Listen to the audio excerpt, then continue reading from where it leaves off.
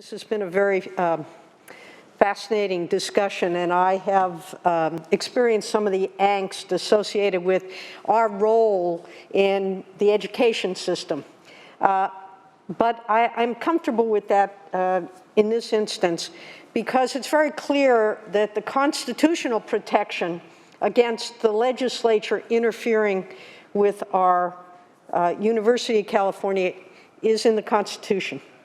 The same is not true when it comes to the CSUs and our community colleges.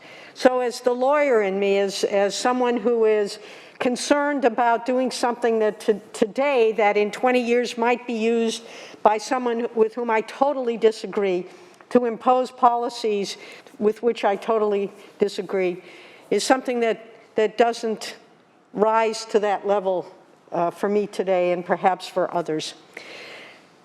I, being one of the more senior members of this House, remember the civil rights movement led by the great Dr. Martin Luther King and the March on Washington, which is similar in many ways to some of the marches that we are seeing today as the public is rising up again in outrage and indignation at the kind of policies that exist in this country that have perpetuated slavery, a system that is as old as our republic.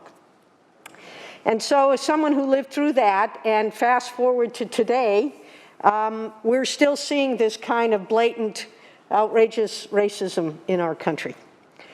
But I'm hopeful that maybe today we can make a difference. Certainly all of us who are here, none of us were in a position of authority and the ability to make public policy for the great state of California when we were younger, and I was much younger then. On the streets protesting with everybody who felt that this injustice was not acceptable in this country. But as I listen and am concerned as a woman who has lived a life where I've experienced incredible gender bias, as most women have experienced, and the sexism that is still deeply endemic in our society, I ask, well, what about gender bias? What about sexism? What about, as was mentioned, the way the Asian Americans were treated and forced into a form of slavery back in the 1850s to develop California? What about? There are so many instances of discrimination that have existed in this country. So I ask myself, what is discrimination? Why is there discrimination? We have discrimination because of fear and ignorance. That is what generates hate. Fear and ignorance. And I think it is about time that we address the ignorance part of this.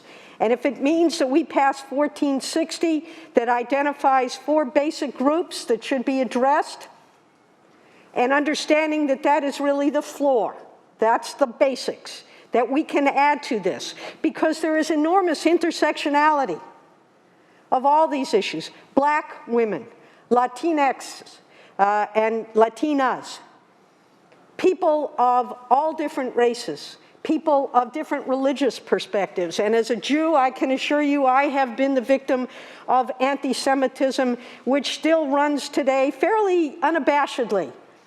We hate blacks, we hate Jews, we hate fill in the blank. We have got to address the fear and ignorance in our country.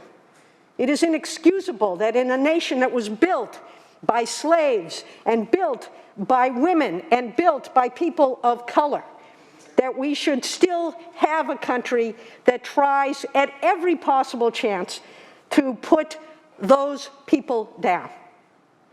And so I am going to support this bill. It is my hope that as the Cal State University discusses how to best undermine the fear and the hatred and the ignorance, because that's what education is supposed to do. It is supposed to educate and remove ignorance so that people make decisions. And as my good colleague from San Diego mentioned, the purpose of education is to teach people to think critically. Give people the facts. Give them the opportunity to engage with others. And what will we find? That we are all human beings, regardless of our sex, regardless of our racial composition, regardless of our religious beliefs.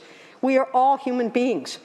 And that is really the promise of this country. It is a promise that this bill tries to start over again. Let's have those discussions. Let's talk about the historical experience in this country. History, something we don't really give a whole lot of consideration to anymore, but I think history is one of the most invaluable things we can do, because the times may change, but human nature will never change. And it's important that we provide those educational experiences that this measure will, again, raise and make part of a young person's educational experience, critically important. And it is my hope as well that the Cal State University system will come up with the best plan, and that this bill will have been an incentive, but not the end of this discussion.